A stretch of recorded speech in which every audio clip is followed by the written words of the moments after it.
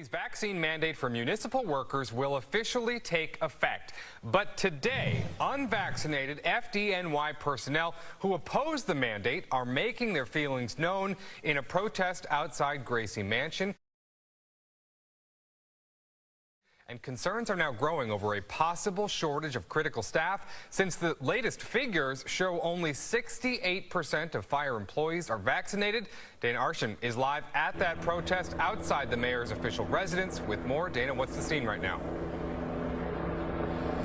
Hi there, Chris. Well, the rally started about an hour ago and is still going strong. East End Avenue here just completely packed with FDNY workers, supporters, and union leaders, all of them here to protest the vaccine mandate. So I'll step aside and give you a look at what we see right now. Really just blocks and blocks of people out here rallying and holding signs. A press conference also going on right now with different speakers coming to the podium.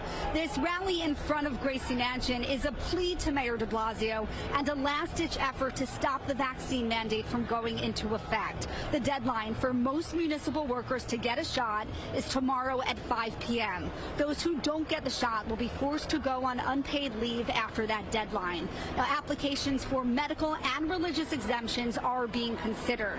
The only extension right now has been for uniformed correction officers who now have until December 1st to get a shot. Mayor de Blasio extended that deadline out of concern over a staffing shortage within the Department of Corrections. Protesters out here, though, are telling us a shortage is exactly what they believe will happen within the FDNY and other agencies. So far, all legal challenges to the mandate have been shot down in court. Mayor de Blasio, though, not having any second thoughts. He says FDNY Commissioner Nigro and city leaders are prepared with contingency plans, including mandatory overtime and other options to address any difficult situations. He believes today and tomorrow there will be an uptick in vaccinations, and even over the weekend when people get formal notification about job status. Why we only have eight days to make these decisions? Why don't we have 30 days that they gave the UFT and the Department of Education, or even corrections has until December 1st? We had 9 days to make a decision. It's unconscionable that we're going to have 9 days to make life-changing and altering decisions with you and your family. The department, Commissioner Nigro and his whole team, I think, are very able to put contingencies in place as needed. They've already talked about the fact that they have a variety of tools available, mandatory overtime, scheduling changes. There's other options they can turn to address the situation. So I am certain, and I'm listening to Commissioner Nigro, who's been literally given his entire life to the people of New York City, that we will be ready.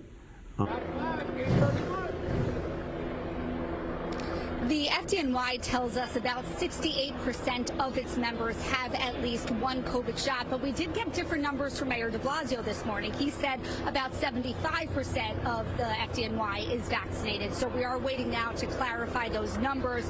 Come Monday, the FDNY says it expects as many as 20% of firehouses across the city to have to close. We're live at Gracie Mansion. I'm Dana Arshan, Fox 5. Here we are outside of Gracie Mansion. Look at all the firefighters, cops, sanitation workers, municipal hospital workers, those who are on the front line, teachers and others who are civil servants who are threatened with being fired as of Friday if they don't get the one shot. And there are a lot of men and women here who, because they believe that the fair way would be test them. If they can't get vaccinated, they won't get vaccinated. Test them once a week. Plenty of folks who have gotten vaccinated, and that will continue to increase. We're at an all-time low in terms of coronavirus, 1%. And Bill de Blasio is probably still asleep. It's 11 o'clock in the morning, but hey, he's always sleeping there at Gracie Mansion. We need him to come out and address all of these brave civil servants who, remember, in the beginning of the lockdown and pandemic, they had no masks, they had no equipment. They went out each and every day, crawled into the belly of the beast. The hospital workers, many of them who perished, always going into the ICU and the ER. You have the EMTs risking their lives each and every day, always showing up for work. The cops, the firefighters, the TWU, the motormen, the conductors, the track maintenance workers, the maintenance people, and obviously the sanitation workers. So he's going to fire them on Friday, no pay. They have no way to take care of their families after that. And I'll tell you, the city is in bad shape now. It'll be in worse shape when you call 911. How are you going to get any cops? God forbid there's a fire. We're talking about people's lives here. And the sanitation department doesn't have enough men and women. There's garbage everywhere. Patients in municipal hospitals who are without the right, proper health care and nursing. And actually teachers. We finally get the children back into the classroom in the public schools, and we don't have enough teachers. This is a double disgraziata. It's a shanda. And I stand here with all the civil servants and their supporters and say no to the mandates. Absolutely not.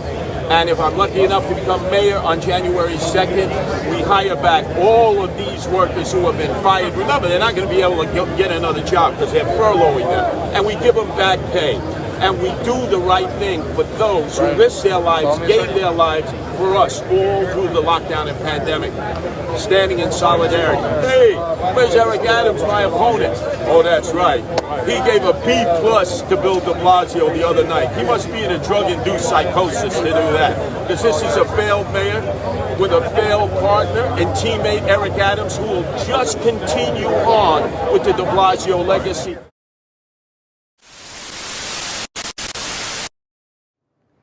Have you noticed that as everything around you seems to decline, one thing still grows? It is the power of your rulers. None of their plans and directives have solved your problems or made your life better. The only result has been their increased control over you at the cost of your freedom. Do you know why? You gave them the power.